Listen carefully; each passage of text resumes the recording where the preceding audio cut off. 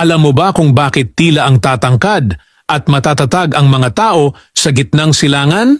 Ang sikreto nila ay hindi ginto, hindi rin langis, kundi kanin. Pero hindi basta kanin.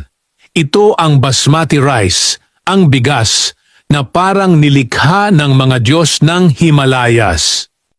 Mahaba, manipis, mabango, at bawat butil parang kwintas ng ginto kapag niluto.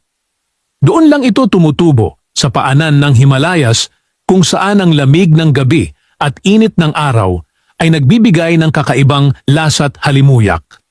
Kaya kahit 3 beses pa silang kumain sa isang araw, hindi sila nagsasawa. Sino ba naman kasi ang magsasawa sa kaning parang may sariling karisma? Isang tasa pa lang, mapapaisip ka. Baka ito nga ang tunay na dahilan kung bakit matikas ang mga taga-disyerto